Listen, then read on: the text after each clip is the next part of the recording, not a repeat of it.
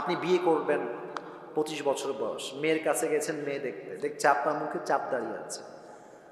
সোনামণি, দাড়ি রেখে তোমাকে ভালো লাগছে না, দাড়ি কেটে ফেলতে হবে, দাড়ি কাটলে তোমাকে স্মার্ট লাগবে, আমি তোমাকে বিয়ে করবো, দাড়িতে আমার পছন্দ নয়। তুমি যদি মুত্তাকি হও, তোমার কথা কেমন হবে আমার থেকে শুনে নাও। তুমি বলবা, যেই বেডি আমার দাড়ির জন্য বিয়ে করতে চায় না, সেই বেডি আমার বউ হওয়ার যোগ্যতা রাখে না। এটা নবীর সুন্নাহের দাড়ি, এটা আজও আছে, আগামীতেও থাকবে। যেই মেয়ে বিয়ে করতে চায় না দাড়ির জন্য, আলবিদা, সালাম, বাই বাই, টাটা, আল্লাহ হাফেজ।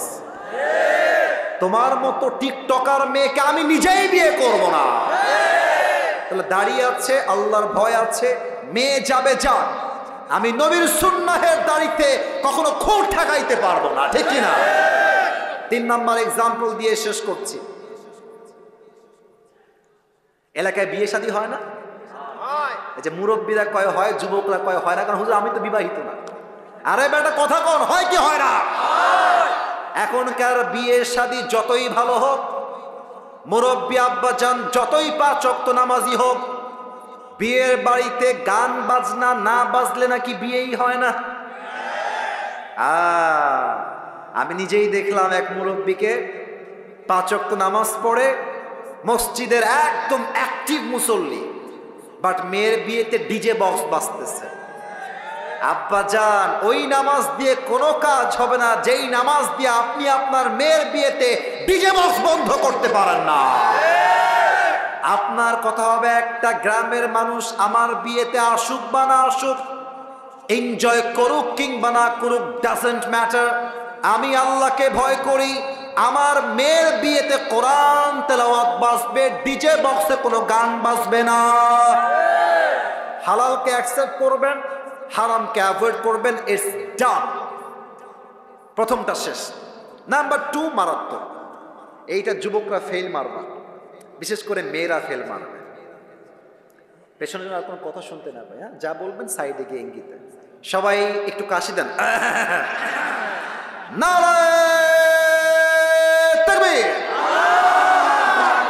তাকওয়ার 2 নাম্বার সংজ্ঞা হলো, আমি যখন রুমের জানালা বন্ধ করে দিলাম, দরজা বন্ধ করে দিলাম, আমি যখন হিন্দি সিরিয়াল দেখছি, মোবাইল ফোনে পর্নোগ্রাফি দেখছি, অশ্লীল ভিডিও দেখছি, আমাকে কেউ দেখে না, আমাকে দেখে একজন, তিনি কে? মাশাআল্লাহ, কি সাউন্ড! দিস ইজ কল্ড তাকওয়া। এটাই তো তাকওয়া। বড্ড আফসোস লাগে মেয়েদেরকে দেখলে হাতে মোজা পরে, পায়েও মোজা পরে, মুখটা নেকাব দিয়ে ঢাকা, দেখলে মনে হবে यार ये तो अभी के अभी जन्नत से भाग के दुनिया में आई है, कन्फर्म जन्नती है माशाअल्लाह। এত সুন্দর বোরকা পরে, হিজাব পরে, নেকাব পরে, but I am feeling so shy to talk about on this matter. বলতে লজ্জা লাগছে ঝিনাইদহের ভাইরা, বোরকা পরে, হাতেও মোজা, পায়েও মোজা, মুখটাও ঢাকা। এই মেয়েটাই বোরকা পরে পার্কে গিয়ে বাদাম খায়, আর বয়ফ্রেন্ডের সঙ্গে নষ্টামি করে বেড়ায়। এখন বলবেন হুজুর, জামা দেখেই তো মনে হচ্ছে কনফার্ম জান্নাতি হে মাশাআল্লাহ, কিন্তু প্রেম করছে কেন হুজুর? সোনামণি, উপরে ফিটফাট, ভেতরে পুরোটাই সদরঘাট। এই জন্য আমি বলি, বোরকাওয়ালি দেখলেই পাগল হয়ে যেও না। সব বোরকার পেছনে আসল দিন লুকায় থাকে না। অতএব যেই মেয়েটা বোরকা পরে পার্কে পার্কে প্রেম করছে, ও যদি বুঝতো আমাকে কেউ না দেখলেও আল্লাহ দেখছেন, ও কি বোরকা পরে প্রেম করতে পারতো? সেই দিন একজন যুবক আমার কাছে আসছে, এটা আসলে বড্ড মারাত্মক ঘটনা, এটা না বললে যুবকরা তাকওয়া কাকে বলে বুঝবা না তোমরা। এক যুবক এসে বলছে, হুজুর আমি যদিও বা 5 ওয়াক্ত নামাজ পড়ি, তবে এটা অনেকের রোগ, এখানে যারা এসেছে অনেকের রোগ এইটা। বলছে হুজুর আমি নামাজ পড়ি, তবে আমার রাতের বেলা ব্লু ফিল্ম না দেখলে না হাসবা না। আস্তাগফিরুল্লাহ, হাসছো কেমন তোমরা? লজ্জাবোধ থাকলে তো হাসির কথা নয় এটা। রাতের বেলা পর্নোগ্রাফি না দেখলে আমার মাথা কাজ করে না, আমার ঘুম আসে না, এটা তার সমস্যা। তো সেই যুবকটা একদিন, বাবা নাই বাসায়, মাও নাই, কেউ নাই বাসায়, সবাই বাহিরে গেছে। তো রাত বাজে 12টা 1টা মেবি অন অ্যাভারেজ। তো জানালা বন্ধ করে দিয়েছে। বামে কেউ মনে হয় কথা বলছো, পায়ে হাত। ভালোবাসার ভাইয়েরা কথা বলবেন না, আচ্ছা একদম কথা বলবেন না। রাত বাজে 12টা 1টা, যুবকটা বলছে মা বাবা কেউ নাই হুজুর, আমি জানালাও বন্ধ করে দিয়েছি, দরজাও বন্ধ, everything is locked. Also I have turn of my light, যত রুমের লাইট ছিল সব অফ করে দিয়েছে। আমি একা, অন্ধকার, পুরো বাসা ফাঁকা। তো আমি মোবাইল ফোনটা নিয়ে আমি পর্নোগ্রাফি দেখার জন্য কানে হেডফোন দিয়ে মানে মোবাইল ফোনটা অন করেছি। তো আমি পর্নোগ্রাফি দেখছি, I was watching pornography at the same time. Just আমার কানে একটা ঠাস করে শব্দ আসলো, মনে হলো কেউ বাসায় এসেছে। আমি খুব দ্রুত ইয়ারফোন খুলে মোবাইল ফোনটা সাইডে রেখে দিয়ে ভাবলাম যে হয়তো আব্বা আম্মা কেউ চলে আসছে, আমাকে দেখে ফেলবে, সব রেখে দিয়েছি, লাইট দিয়ে দিয়েছি, গেট খুলে দিয়েছি, দৌড় দিয়ে গেছি, ভয়ে থরথর করে কাঁপছি, কেউ মনে আমাকে দেখে ফেললো পর্নোগ্রাফি দেখতে, সম্মান তো নষ্ট হয়ে যাবে আমার। আমি গিয়ে দেখছি কেউ আসে নাই, জানালা বন্ধ ছিল, ওই পাশে বন্ধ, গেট বন্ধ, গেটও বন্ধ। আমি গিয়ে দেখলাম একটা বিড়াল এসেছে, বিড়ালটা একটু লাফ দিতে গিয়ে গ্লাসটা করে গ্লাস ভেঙে গেছে, সেই শব্দ আমার কানে এসেছে। তখন আমার কলিজায় একটা কথা আঘাত লাগলো যে সামান্য একটা বিড়ালের শব্দে আমার কলিজায় কম্পন তৈরি হয়ে গেল, কেউ আমাকে দেখে ফেলে কিনা। কিন্তু প্রত্যেকটা মুহূর্ত যে আল্লাহ আমাকে দেখছেন এটা আমি কল্পনা করতে পারি নাই হুজুর। আর যখন থেকে বুঝে গেছি যে আল্লাহ আমাকে দেখেন, আমি যখন হিন্দি গান দেখি আল্লাহ আমাকে দেখেন, আমি যখন পর্নোগ্রাফি গেটটা লাগিয়ে দিয়ে দেখি আল্লাহ আমাকে দেখেন, ওই তাকওয়ার চিন্তা আসার পর থেকে আজ অব্দি আমি কখনো পর্নোগ্রাফি ভিডিও আজ অব্দি দেখি নাই। সুবহানাল্লাহ, এটাই তো তাকওয়া। কেউ দেখে না, কেউ শোনে না, শোনে একজন, দেখে একজন, তিনি কে? ওমরে ফারুক রাদিয়াল্লাহু তাআলা আনহুর জামানায় ওমরে ফারুক একবার বাসার থেকে বের হয়েছেন, রাত বাজে 2 থেকে 3টা, একটা বাসার সামনে গিয়ে দাঁড়িয়ে গিয়েছে। দেখছেন বাসায় কোনো সমস্যা আছে কিনা, কিছু লাগবে কিনা। তো উনি আওয়াজ পেলেন যে বাসার ভিতরে মা এবং মেয়ে বসে আছে। কথা কি বলছে ওই পাশে? ওই পাশে কে কথা বলছে দেখেন তো আপনারা, কথা বলো না কলিজারা। কতবার বলা যায়, তোমরাই বলো, 1 ঘন্টা তো হয়ে গেল, কেন কথা বলো তোমরা? তো দেখছে মা তার মেয়েকে বলছে যে এই মেয়ে, দুধের পেয়ালা নিয়ে আসছে, দুধের পেয়ালা তুই এখন পানি মিশা, পানি মিশাবি, বিক্রি বেশি হবে, লাভ বেশি হবে। মেয়ে বলছে মা আমি পারবো না। কারণ কি? বলছে মা তুমি কি জানো না ওমরে ফারুক ফরমান জারি করেছে এই রাষ্ট্রের কেউ দুধের সঙ্গে পানি মিশিয়ে বিক্রি করতে পারবে না। মা বলছে আরে বাদ দে, কোথায় ওমর, কোথায় তার সৈন্য, কোথায় পুলিশ, কোথায় বিডিআর, কোথায় র্যাব, কেউ নাই, তুই মিশা পানির সঙ্গে দুধ মিশা। বলছে মা আমি দুধের সঙ্গে পানি মিশাইতে পারবো না, কারণ হলো ওমর নাই, পুলিশ নাই, র্যাব নাই, বিডিআর নাই, কেউ নাই। বাট এই মুহূর্তে আমাকে দেখছে একজন, আওয়াজ দিয়ে বলেন সবাই তিনি কে? এই কথা শুনে ওমরে ফারুক বাহির থেকে থরথর করে কেঁপে উঠেছে। আরে একটা যুবতী মেয়ের মাঝে এই পরিমাণ আল্লাহর ভয়! ওমরে ফারুক বুদ্ধি করে বাসার দেওয়ালে একটা দাগ টেনে দিয়েছে। আগামীকাল সকালবেলা সন্তান আব্দুল্লাহ ইবনে ওমরকে ডাক দিয়ে বলছে এদিকে আসো। ও আব্বা জান তুমি কি বিয়ে করতে চাও কিনা আমাকে বলো। তো ছেলে বলছে আব্বা আমি বিয়ে করতে চাই, তবে পাত্রীকে।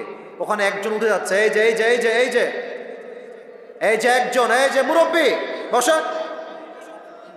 একজনও ওঠেন না 1 ঘন্টা, একজন উঠলে আমার চোখ আছে, সবার দিকে আমার চোখ যাচ্ছে। আমি আর কিছুক্ষণ ওয়াচ করব, দোয়া না করে কেউ মাঠ ছাড়তে পারবে না, ঠিক কিনা বলেন? বলছে আব্বা বিয়ে করতে চাই, তবে ছেলে ভেবেছে হয়তো আমার জন্য রাজকুমারী আব্বা দেখে রেখেছে, প্রিন্সেস, রাজার মেয়ে, রাজরানী হবে।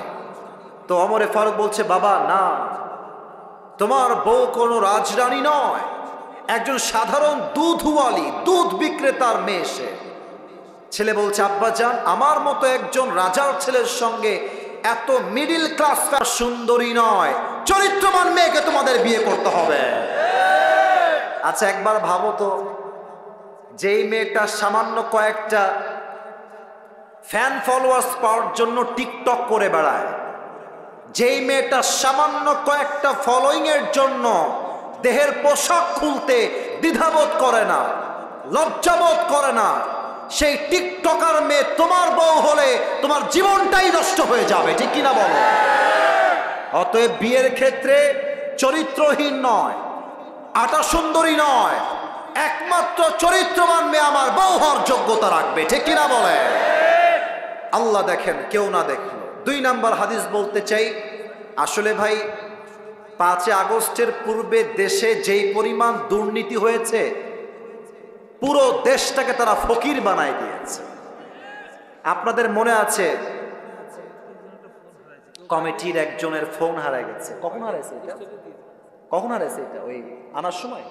আহা আহা ভাই, কেউ যদি পেয়ে থাকেন আমি বিনয়ের সঙ্গে বলবো, প্লিজ, এই কষ্ট আমি বুঝি, ফোনটা কেউ পেলে একটু দিয়ে যাবেন, রেকর্ড হচ্ছে তো পরে বদনাম হয়ে যাবে। কেউ যদি পেয়ে থাকেন একটু দিয়ে যান।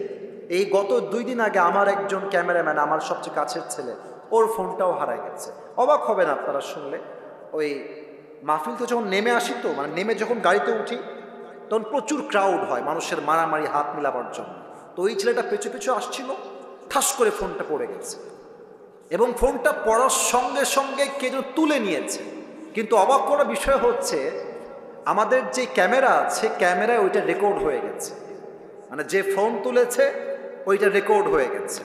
পরে থানায় আমরা জিডি করেছি, পরে ক্যামেরা চেক করে দেখছি যে ফোন তুলেছে তাকে রেকর্ডে দেখা যাচ্ছে, সে ফোনটা তুলে এমনি এমনি দেখতেছে, ফোনটা পকেটে ঢুকাচ্ছে, সব দেখা যাচ্ছে। পরে আমরা ফোন দিলাম কমিটিকে যে অমুক ছেলে আমাদের ফোন নিয়েছে, কল দেন, কথা বলি। কথা বলছে যে এটা আমার ফোন, স্বীকার করছে না, স্বীকারই করলো না। এত চেষ্টা করলাম, এত এভিডেন্স দিলাম, এত ডকুমেন্টস দিলাম, তাও স্বীকার করছে না। চোর কখনো চুরি করলে স্বীকার করতে চায় না, ঠিক কিনা বলেন? তো কোনো মান্যগণ্য ব্যক্তি বা যুবক ভাই যদি পেয়ে থাকেন, আদবের সাথে মেহেরবানি করে দিয়ে দিবেন, খুব কষ্ট হবে না হয় যুবকটা। আল্লাহ তাকে ব্যাগ দেওয়ার তৌফিক দান করুক, পড়েন সবাই আমিন। তো দেখবেন যে 3 আগস্টের একটা ভিডিও ফেসবুকে আছে, 3 আগস্টের, যদি মনে চায় বাসায় গিয়ে চেক করে দেখবেন, আমার কথা যদি মিথ্যা হয়। তো দেখবেন যে আমাদের যে মেট্রো রেল ছিল, মেট্রো রেল ঢাকার, আগুন লেগে গেল 3 আগস্ট বা 2 আগস্টে। তো আমাদের যিনি প্রধানমন্ত্রী ছিলেন, এই মহিলা নাটক করতে পারতো খুব ভালো, খুব নাটক। এই যে দেখেন আমার দিকে, আমি অত পারবো না, আমি দেখতেছি উনি কেউ নাক মুছতেছে আর কাঁদতেছে আর বলতেছে মেট্রো রেল ঠিক করতে আমার 300 কোটি টাকা লেগে যাবে, এটা কি হলো আমার সাথে, এটা তো ঠিক হয় নাই। আমার মনে ব্যথা লাগলো, আরে বাবা 300 কোটি টাকা, ইয়ার ये तो बहुत बड़ा पैसा है। এটা যুবকরা ঠিক করে নাই, ছাত্ররা কাজটা মোটেও ঠিক করে নাই। পরে দেখলাম 5 আগস্টে উনি মামুর বাড়ি দিল্লি পালিয়ে গেলেন, আমাদের ডক্টর ইউনুস সাহেব আসলেন। 300 কোটি, ইয়ার ये तो बहुत दूर की बात है। 300 কোটি নয়, মাত্র 20 কোটির কমেই ঠিক হয়ে গেল। তখন আমি বুঝতে পারলাম, একবার ধরলাম 280 কোটি এক চান্সে, তাহলে গত 16 বছরে কত হাজার কোটি টাকা পাচার হয়েছে, এটা মুখ দিয়ে বলা সম্ভব হবে না। এবার হাদিস শোনেন যে তাকওয়া। আচ্ছা, আরেকটা বদমাইশ নেতা ছিল কাউয়া কাদের, এরা আপনারা চেনেন সবাই? এই যে এমন উধাও হওয়া হয়েছে, ওরে হারিকেন দিয়ে আর খুঁজে পাওয়া যায় না। তবে যেখানেই লুকাও তোমরা, সময় আসবে এমন ইন্দুরের গর্ত পালাবার জন্য কোথাও। আবু বকর রাদিয়াল্লাহু তাআলা আনহু পুরো দেশের প্রধানমন্ত্রী, কোটি কোটি টাকা তার অর্থ সম্পদের ভেতরে আছে রাজ্যের জন্য। ছেলে এসে বলছে, আব্বাজান, মায়ের মাধ্যমে বলছে বাবার কাছে বলবা আমরা সবাই মিলে সারিদ খেতে চাই। সারিদ আরবের সবচাইতে দামি খাবারের নাম হলো সারিদ। তো ছেলে হচ্ছে প্রধানমন্ত্রীর ছেলে আর বাবা হচ্ছে প্রাইম মিনিস্টার। তো বাবা বলছে যে আমি মাফ চাই তোমাদের সবার কাছে, আমার পক্ষে সারিদ কিনে দেওয়া সম্ভব নয়, আমার কাছে এই টাকাই নাই যে আমি তোমাদের কিনে খাওয়াই দেব। প্রধানমন্ত্রীর ছেলে সারিদ খাবে, বাপের কাছে টাকা নাই, তো বাপ বের হয়ে গেছে। 2 মাস পরে যখন বাসায় আবার আসছে, দেখছে তার বউ প্লেটে করে সারিদ নিয়ে আসছে বাবাকে দেওয়ার জন্য। তো আব্বা বলছে, আরে সারিদ কই থেকে আসলো, আমি তো টাকা দেই নাই, আসলো কই থেকে? এবার ওমর ফারুক রাদিয়াল্লাহু তাআলা আনহুর পরে যে আগে যে তিনি খলিফা ছিলেন আবু বকর রাদিয়াল্লাহু তাআলা আনহু, তার বউ ডাক দিয়ে বলছে, আবু বকর, আপনি যে প্রত্যেক মাসে আমাকে হাত খরচের টাকা দেন, ওই টাকা বাঁচিয়ে বাঁচিয়ে আমি আপনার জন্য সারিদ ক্রয় করেছি, আপনি খান, এটা হালাল টাকার সারিদ। সারিদ খেয়েছে। খাওয়ার শেষেই মজলিসে শুরা, মেয়র, এমপি, মন্ত্রী, দায়িত্বশীল সবাইকে ডেকে বিশাল বড় একটা মজলিস করেছেন। বামে আওয়াজ করছে কে বাবুরা? কে আওয়াজ করছে? প্রত্যেকটা মানুষ চাতক পাখির মতো তাকিয়ে আছে। কেন আওয়াজ করছো? মানে 1 ঘন্টার বেশি ওয়াজ শুনবো না, তাই তো? শেষ করতে হবে আমাকে? তা আওয়াজ কেন করছো? কমিটি চুপচাপ, তোমরা আওয়াজ করছো। তাকবীর দেন, নারায়ে তাকবীর। সবাইকে ডেকে একটা মিটিং করেছে। বলছে, এই রাষ্ট্রের দায়িত্বশীল ব্যক্তিবর্গরা আমাকে বলেন, আমার প্রত্যেক মাসের বেতন কয় টাকা? তো বলছে, আপনার বেতন হচ্ছে 30,000 টাকা। বলছে, 30,000 টাকা এখন থেকে কমায় দাও, এটাকে 25-এ নিয়ে আসো, আমি এত বেতন নিব না। একজন যুবক ডাক দিয়ে বলছে, ইয়া খলিফাতুল মুসলিমিন, বেতন আপনার কমবে কেন? দিন দিন তো বেতন বাড়ার কথা। আবু বকর ডাক দিয়ে বলছে, শোনো শোনো, আমার যেই বেতন দেওয়া হয়, আমার বউ 2-3 মাসের টাকা জমিয়ে আমার জন্য, সন্তানের জন্য সারিদ ক্রয় করেছে, এটাই প্রমাণ। আমার বেতন থেকে কিছু টাকা অলওয়েজ বেঁচে যায়। তো আমি এটাই চাই, আমার বেতন টাকা বাঁচবে কেন? কমায় দাও, আজ থেকে 30,000 নয় 25,000 টাকা হবে আমার বেতন। তো এক সাহাবী বলছে, ইয়া খলিফাতুল মুসলিমিন, মাত্র 5,000 টাকা থাক না, কমাইতে হবে কেন? থেকে যাক, রেখে দেন। আবু বকর বলছে, ঠিক আছে আমি রেখে দিব, বাট আমাকে যদি আল্লাহ কিয়ামতের দিন হিসাব নেয় যে তুমি রাষ্ট্রের 5,000 টাকা মেরে খেয়েছিলা কিনা, তুমি আমাকে বলো যে এই দায়ভারটা তুমি তোমার ঘাড়ে বহন করবা। আল্লাহু আকবার। মাত্র কয়েকটা টাকা, এত হাজার কোটি টাকা রয়েছে, মাত্র 5,000 টাকার জন্য আল্লাহর ভয় রেখেছে। এই ভয় যদি শেখ হাসিনার থাকতো, একটা ছাত্র রাস্তায় তার বুকের তাজা রক্ত ঝরিয়ে শহীদ হওয়া লাগতো না। এদের মাঝে সব ছিল, আল্লাহর ভয় ছিল না। অতএব আমাদের কথা একটা, আগামীর বাংলাদেশে কোনো নারী নেতৃত্বই আমরা দেখতে চাই না। আগামীতে আমরা আমার মাতৃভূমি বাংলাদেশে এমন একজন প্রধানমন্ত্রী দেখতে চাই, যিনি একই সময়ে দেশের প্রধানমন্ত্রী হবেন এবং তার যোগ্যতা এতটা হাইলি কোয়ালিফাইড হবে, তিনি চাইলে জাতীয় মসজিদ বাইতুল মুকাররমে দাঁড়িয়ে জুমার খুতবা দেওয়ার যোগ্যতাও রাখবে।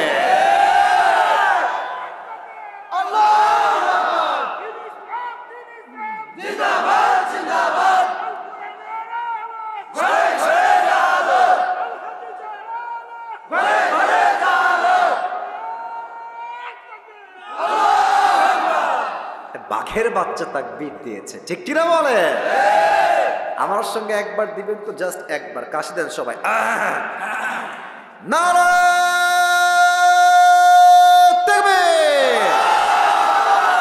তাহলে তাকওয়ার 2 নাম্বার সংজ্ঞা হলো, কেউ দেখে না, কেউ শোনে না, শোনে একজন, দেখে একজন, তিনি কে? এবার একটা গল্প বলবো কোরআন হাদিসের বাহিরে। এখন আপনারা বলবেন, এখন তাফসীর তো 1 ঘন্টা ঠিকঠাক ছিল হুজুর, গল্প বলবেন কেন? বলা যাবে না? এটা শিক্ষার জন্য বলবো, বলা যাবে কি যাবে না?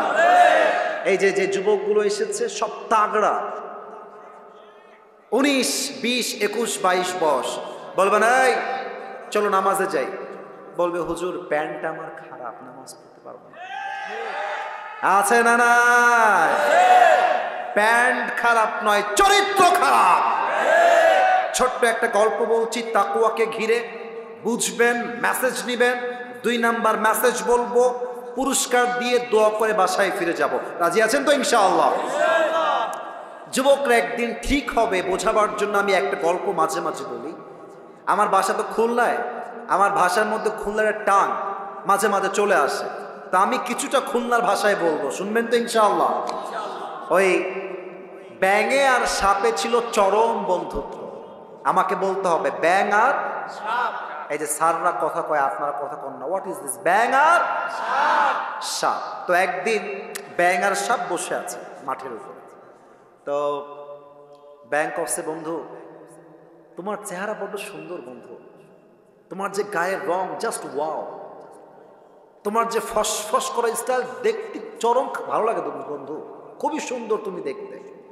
তো সাপ পামটাম খেয়ে ফুলে গেছে। বন্ধু আমি সত্যি সুন্দর নাকি বন্ধু? বলতো হয় বন্ধু তুমি সত্যি সুন্দর, অনেক সুন্দর। তো এত প্রশংসা খেয়ে তো ফুলে গেছে। এখন ব্যাঙ বলছে, বন্ধু সবই ঠিকঠাক আছে, তবে তোমার একটা বিষয় আমার বড্ড ভালো লাগে না, একদম খারাপ লাগে দেখতে। বলছে কি কওদি বন্ধু, কি খারাপ লাগে তোমার? তো বলছে, বন্ধু তোমার চেহারাও সুন্দর, রঙও সুন্দর, ফসফসও সুন্দর, বাট তুমি যখন রাস্তা দিয়ে হাঁটো বন্ধু, সোজা হয়ে হাঁটতে পারো না, তিরিং বিরিং করে হাঁটো। এই তিরিং বিরিংটা আমার পছন্দ হয় না বন্ধু, তুমি কি সোজা হয়ে হাঁটতে পারো না? তো সাপ বলছে, বেয়াদব, তোর এত বড় সাহস, তুই আমার বদনাম করতেছিস, তোরা আজকে খাইছি। এমনি ফস করে উঠছে। এখন ব্যাংক করছে, বন্ধু তুমি লোক তো সুবিধার না, তোমার এতগুলো প্রশংসা করলাম তোমার গায়ে ঠেকলো না, তোমার একখানে বদনাম করলাম গায়ে লেগে গেল। বন্ধু তুমি তো লোক সুবিধার না। ব্যাং দিয়েছে 1 লাখ, গিয়ে পড়ছে পুকুরের ভেতরে। এখন সাপ যে ফস করে উঠছে, পাশে ছিল এক রাখাল। রাখাল করছে, কিডারে মানে কিডা, দৌড় দিয়ে আসছে, দেখছে মাশাআল্লাহ সাপ মামা এইভাবে আছেন। এখন রাখালের হাতে ছিল বিশাল লম্বা একটা বাঁশের লাঠি। রাখাল বলছে, দেরি করা যাবে না, বিসমিল্লাহ বলে এখনই শুরু করে দেই। মার, সেই মার 20 মিনিট পিটায় সাপকে এখন সোজা করে ফেলেছে। এখন সাপ যে সোজা হয়ে গেছে, সাপ আর কথা কয় না। এখন ওদিকে ব্যাঙ তো পানির নিচে লুকায় আছে। ব্যাঙ কয়, কি রে 1 ঘন্টা হয়ে যায়, 2 ঘন্টা হয়ে যায়, বন্ধু কথা কষ্ট না কিসের জন্য? বন্ধু গেল কোহানে, বন্ধু আমার গেল কোহানে? উঠে আসছে, এসেই দেখছে অবাক করা বিষয়, বন্ধু আর তিরিং বিরিং নাই, বন্ধু সোজা হয়ে গেছে। এখন ব্যাঙ বলছে, কি খবর রে বন্ধু আমার সোজা হইলো কেমবেলা? দৌড় দিয়ে আসছে বন্ধুর কাছে। এসে দেখছে বন্ধু আর জিন্দা নাই, বন্ধু মইরা ভূত হয়ে গেছে। আর বন্ধুর দেহের ভেতরে সাপের যে বিষ আর ফেনা সব বের হয়ে গেছে। এখন ব্যাঙ বলছে, ওরে বন্ধু রে, আপনি সেই সোজা হইলেন, তবে ফেনা থাকতে আর সোজা হইতে পারলেন না, ফেনা বের হয়ে আপনি সোজা হইলেন, ঠিক না বলে? তো তোমরা যারা বলো হুজুর প্যান্ট খারাপ, নামাজ পড়বো না, আরে এখনই কি নামাজের বয়স নাকি? কেবল তো 20, বিয়ে করব, বউ হবে, বাচ্চা হবে, বাচ্চার বাচ্চা হবে, নানা হব, দাদা হব, তারপরে নামাজ পড়বো। বেটা সাপের বিষ বের হওয়ার পরে সাপ যেমন সোজা হয়ে লাভ পায় নাই, যৌবন কাল পেরিয়ে গেলে ভালো হয়ে 2 পয়সা লাভ পাবা না। অতএব ভালো হতে চাইলে এটাই রাইট টাইম। আর একটা কথা মনে পড়ে গেল, বলা যাবে না, না রাগ করবেন মনে, টাইম তো শেষ, বলা যাবে? যাবে। আমাদের উত্তরবঙ্গে একজন হুজুর আছেন, ওনার নাম হচ্ছে, অনেকে শুনেছেন হয়তো বা, বজলুর রশিদ হুজুর। হ্যাঁ শুনেছেন সবাই, যদিও মুরব্বী সিনিয়র, বাট খুব মজার মানুষ, মজার কথা বলে। তো উনি সেদিন বললেন যে যুবক বয়সে যে ভালো হইতে পারে না, ও জীবনেও ভালো হইতে পারে না। বোঝাবার জন্য একটা এক্সাম্পল দিলেন। এক ছেলে বাপের সঙ্গে ঝগড়া, বাপকে একদম মাইরা ফেলছে, রেগে গিয়ে একদম মেরে ফেলছে। এখন ভাবতেছে মেরে তো ফেললাম, এখন তো আমার জেল হয়ে যাবে, বাঁচা যায় কেমন করে? এখন এলাকার মুরব্বীদের কাছে গিয়েছে, মুরব্বী একটা বুদ্ধি দেন, এই হত্যার দায়ভার থেকে বাঁচতে চাই। তো মুরব্বীরা বলছে, বাবা আমাদের কাছে কোনো বুদ্ধি নাই, শৈলকুপায় যাও, এক মুরব্বী আছে, যদিও বা নাই, আমি জাস্ট এক্সাম্পল হিসেবে বলছি, যে মুরব্বী যুবককালে খুব বদমাইশ ছিল, মুরব্বী হয়ে হজ করে এখন দাড়ি টুপি রেখে আল্লাহওয়ালা হয়ে গেছে, ওনার কাছে যাও, উনি বুদ্ধি দিবে। যুবক বলছে তাই নাকি, ঠিক আছে আমি সেখানে যাব। শৈলকুপা আসছে, মুরব্বী একটা বুদ্ধি দেন, বাপকে তো আমি মাইরা ফেলছি রাগের ঠেলায়। মুরব্বী বলছে বেয়াদব কোথাকার, তুই কি ভাবিস আমি খারাপ আছি নাকি? আমি তো ভালো হয়ে গেছি। যদি আমি ভালো না হতাম, আগের মতোই খারাপ থাকতাম, তাহলে বলতাম যেহেতু মেরেই ফেলেছিস কিছু করার নাই, এখন তুই রশি দিয়ে ফাঁসি টাঙায় তো, মানুষ বলবে রশি দিয়ে ফাঁসি দিয়ে মরে গেছে, যেহেতু আমি ভালো হয়ে গেছি তাই আমি তোকে বলবো না। বুঝলে বুঝপাতা, না বুঝলে? তার মানে তাকওয়া যদি অর্জন করতে চান বৃদ্ধ বয়সে নয়, যুবক বয়সে মুত্তাকি হওয়া লাগবে। এক নাম্বার শেষ, 2 নাম্বারটা বলেই আমরা পুরস্কার দিব। 2 নাম্বারটা হচ্ছে প্রকৃতপক্ষের মুসলমান না হয়ে কবরে এসো না। বলেন তো এই দেশটা কাদের দেশ? এই যে এইদিকে সোনামণিরা এইদিকে তাকাও, এই দেশটা কাদের দেশ? মুসলমানদের দেশ। আমি বলতে খুব লজ্জা পাচ্ছি, আমার কথা শেষ, আর কোনো কথা নাই। এই ভারত বাংলাদেশের সবচেয়ে বড় শত্রু। আর যে সাংবাদিকগুলো আছে এদেরকে আমার সাংবাদিক মনে হয় না, মনে হয় হকার। আর একটা আছে দেখবেন, বাংলাদেশ আর থাকবে না, বাংলাদেশ আর থাকবে না। তা আমি বলি তুমি চট্টগ্রাম নিবা, ফেনী নিবা, তো আসো, নিতে হলে তো আসতে হবে, তখন তোমার সঙ্গে খেলা হবে। আমার তো বিশ্বাস খুলনার সন্তান হিসেবে ভারতের এই সমস্ত কুলাঙ্গার সাংবাদিকদেরকে সাইজ করবার জন্য কাউকে দরকার নাই, ঝিনাইদহের সন্তান নাই, এনাফ হয়ে যাবে। আর এই বেটাকে দেখলে আমার পুরুষ না, মনে হয় হিজড়া। আর কেমনে যেমন একবার ত্রিং বিং করে ওইদিকে যায়, ওখান থেকে আবার এইদিকে যায়। ওকে দেখলে মনে হয় যে বেটা সাংবাদিক না হয়ে ঢাকার গুলিস্তানে জাইঙ্গা বিক্রি করলে বেশি মানাবে। আল্লাহ ওরে সঠিক বুঝ দান করুক, পড়েন সবাই আমিন। তো প্রকৃত মুসলমানকে যে দাঙ্গাকে পছন্দ করে না, যে মারামারিকে পছন্দ করে না। আমার দেশে মুসলমান থাকবে, হিন্দু থাকবে, বৌদ্ধ থাকবে, খ্রিস্টান থাকবে, চাকমা থাকবে, সব বিধর্মীরা থাকবে, তবে মাথায় ইনস্টল দেওয়া লাগবে এটা দাদা বাবুর দেশ নয়, এটা ভারত নয়, এটা দিল্লি নয়, এটা কলকাতা নয়, এটা বাংলাদেশ। আল্লাহ আমাদের সবাইকে ধর্মীয় পরিপূর্ণ অঙ্গন যেইটা আছে এখান থেকে পরিপূর্ণ মুসলমান হওয়ার তৌফিক দান করুক, পড়েন সবাই আমিন। প্রকৃত মুসলমান হওয়ার জন্য কি লাগবে?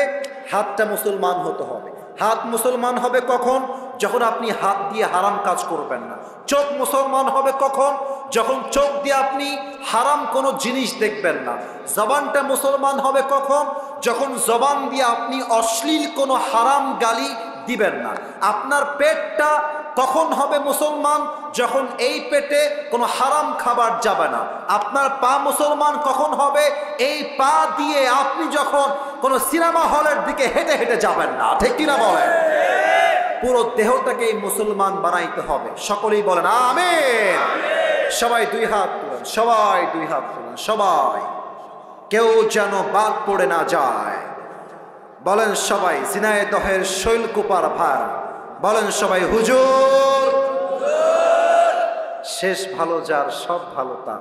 অতএব আস্তে কথা কইেন না, জোরে কন, বলেন হুজুর। আমরা ঝিনাইদহের সন্তান, আপনাকে ওয়াদা দিলাম। আরে यार जोर से बोलो, ওয়াদা দিলাম। দোয়া না করে আমরা কেউ, আমার 2 হাত দেখবেন, আমি যেমনে বলবো exactly you have to copy. আপনাকে এমনিই বলতে হবে। বলেন যাব না।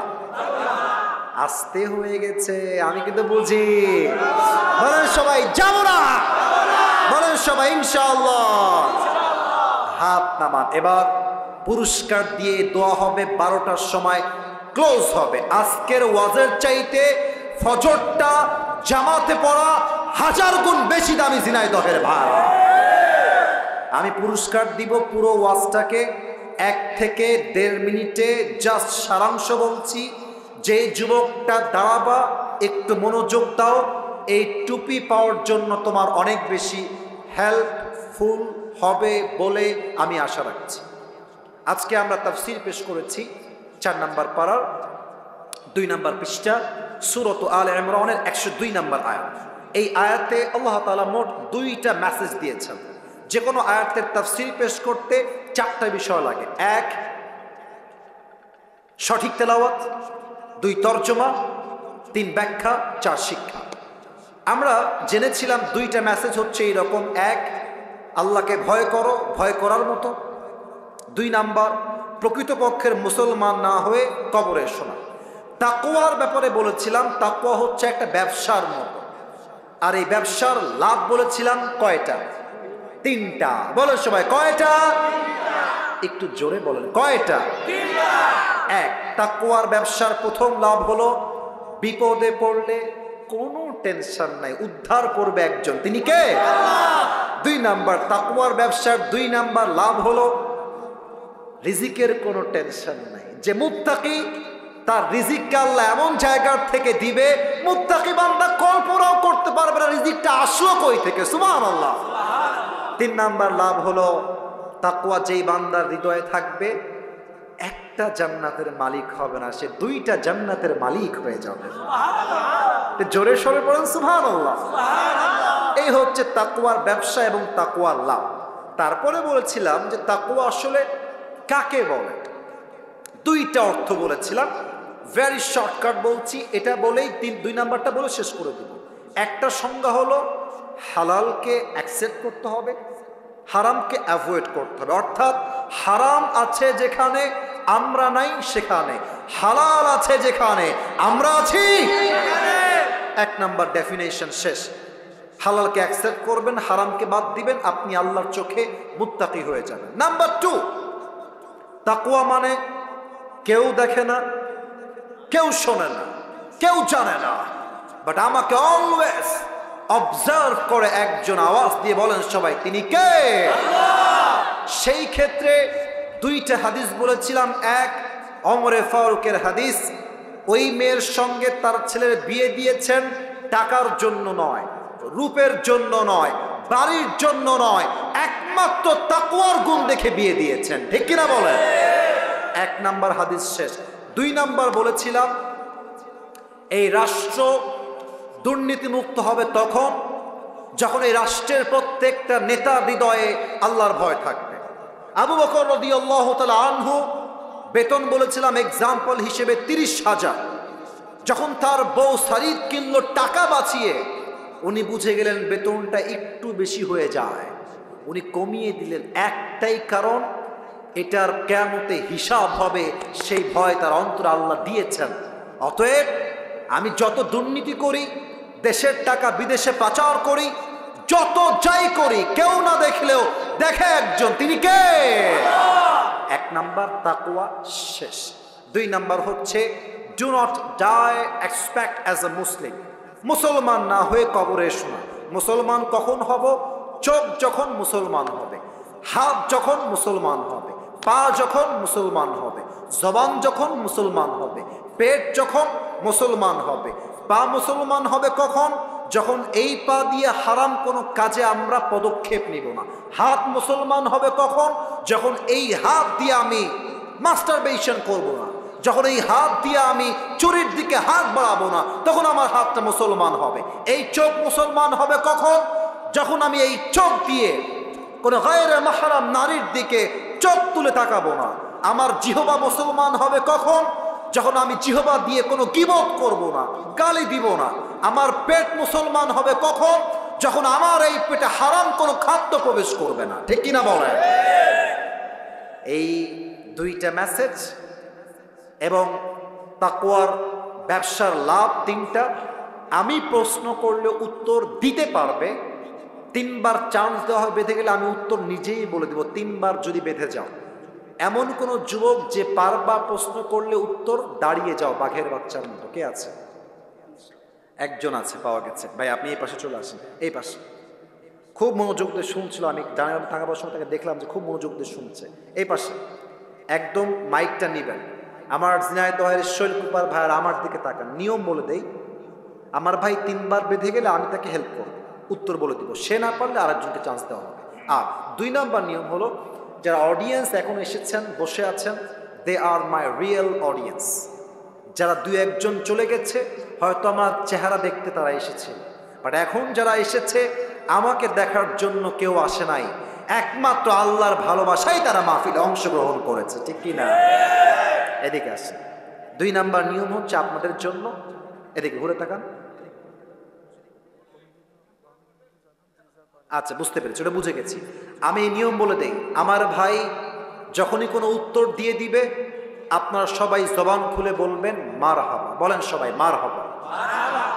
কেউ যেন উঠে যাবেন না, আমি দোয়া শেষ না করা অবধি কাউকে যেন না দেখি উঠে যাচ্ছে না, চরম বেয়াদবি হবে, এটা আমার সম্মানেও আঘাত লাগবে, এটা কোরআনকে অসম্মান করা হবে। জাস্ট 5টা মিনিট আর ধৈর্যের পরিচয় দিবেন। ভাই সালাম দেন সবাইকে। আসসালামু আলাইকুম ওয়া রাহমাতুল্লাহি ওয়া বারাকাতুহু। ওয়ালাইকুম আসসালাম ওয়া রাহমাতুল্লাহি ওয়া বারাকাতুহু। উত্তরটা একটু আসতে হয়েছে, আবার সালাম দাও। আসসালামু আলাইকুম ওয়া রাহমাতুল্লাহি ওয়া বারাকাতুহু। ওয়ালাইকুম আসসালাম ওয়া রাহমাতুল্লাহি ওয়া বারাকাতুহু। প্রিয় ভাই, আপনার কোনো ভয় নাই, আপনি ঝিনাইদহের ছেলে, এখানকার ছেলে, আপনার কথা হবে বিড়ালের বাচ্চার মতো নয়, সিংহের মতো গর্জন দিয়ে, ঠিক কি না? আপনারা সবাই একবার প্র্যাকটিস স্বরূপ আমার ভাইকে সাধুবাদ জানিয়ে বলেন সবাই মারহাবা। ভাইয়া আপনি বলেন যে আজকে আমরা কোন সূরা থেকে তাফসীর পেশ করেছি? সূরাতুল আলে ইমরান। মারহাবা বলেন। আচ্ছা বলেন তো, ওই আয়াতে আল্লাহ আমাদের জন্য মোট কয়টা মেসেজ দিয়েছেন? 2টা মেসেজ। মারহাবা। প্রথম মেসেজটা কি ছিল? ইয়া আইয়ুহাল্লাযীনা আমানুত্তাকুল্লাহা হাক্কা তুকাতিহি। হ্যাঁ, আল্লাহকে ভয় করতে হবে এবং ভয় করার মতো করতে হবে। মারহাবা। দুই নম্বরটা হলো ওয়ালা তামুতুন্না ইল্লা ওয়া আনতুম মুসলিমুন, যেটা আল্লাহ তাআলা বলছে যে মুসলমান না হয়ে তোমরা কবরে এসো। মারহাবা।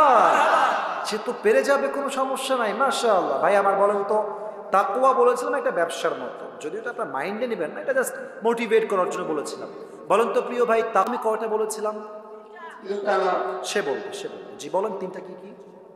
1 নম্বর হলো হ্যাঁ হ্যাঁ পারবেন। ওমাই ইয়াত্তাকিল্লাহ ইয়াজআল লাহু মাখরাজা, ওটা স্মরণ করলে পারবেন। 1 নাম্বার তাকওয়া অর্জন করলে বিপদে আপদে। 1 নম্বর তাকওয়া অর্জন করলে বিপদে আল্লাহ তাআলা অবশ্যই পাশে থাকবেন। 2 নাম্বার 2 নম্বর রিজিকের অভাব দূর করবে। মারহাবা।